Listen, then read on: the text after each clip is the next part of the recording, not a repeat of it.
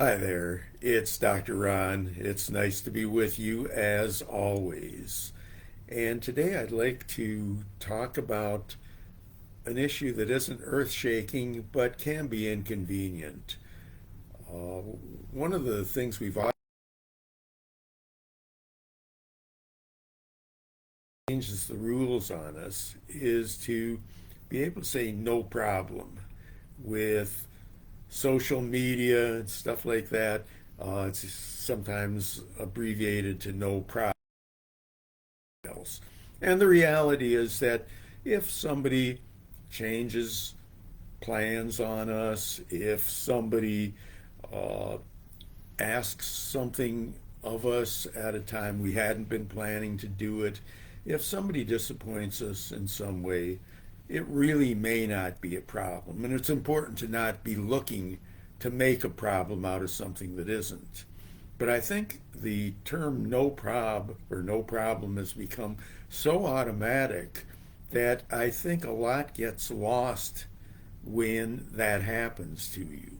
So I think just in terms of overall assertiveness, if it really is a problem, you may not be able to do anything about it. If somebody cancels on you, they can't make it. If somebody gets ill, whatever it may be. Um, but it's sometimes important to convey how it affects you if in fact it does. So there often can be a but to it.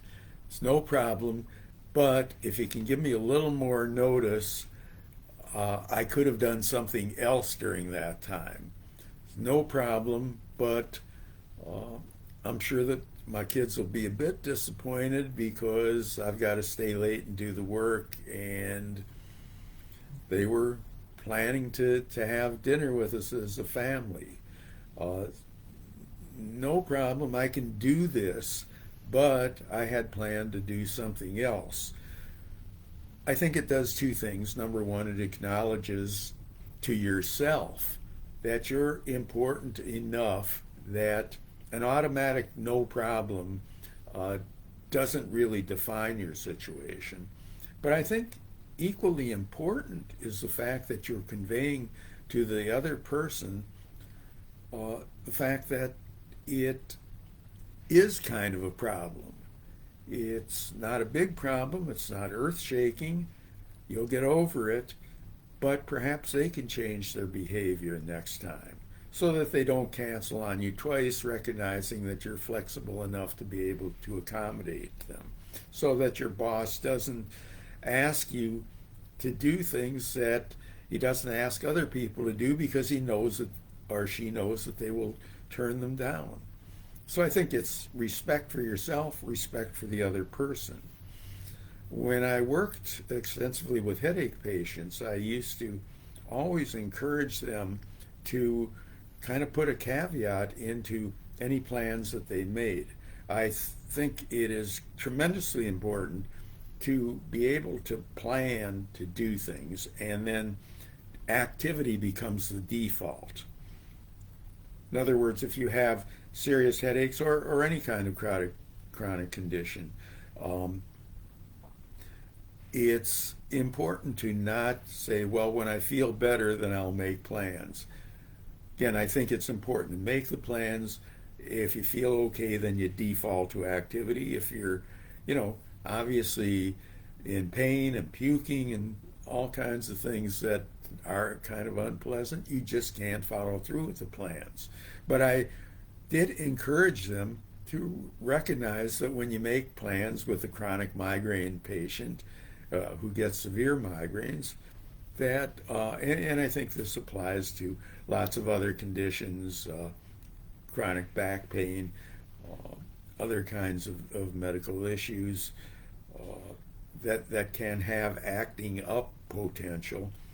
When you make plans, just let the other person know or the other people know that I'm going to do my best. I really want to be able to get there. Most of the time I will, but I really want you to be aware of it. of the fact that there is the possibility of a late cancellation. They'll appreciate it, and you don't have to carry around any guilt about it. So, again, in most cases, when you say no problem, there really is no problem. In most cases, even if there is a bit of a problem, it's more of a petty annoyance and not necessarily worth something to get real upset about or to make an issue.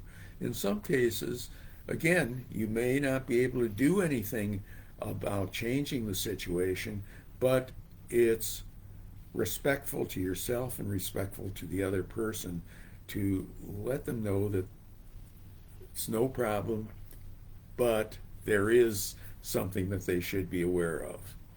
And certainly, if there really is no problem and you say no problem, then I, for one, have no problem with it.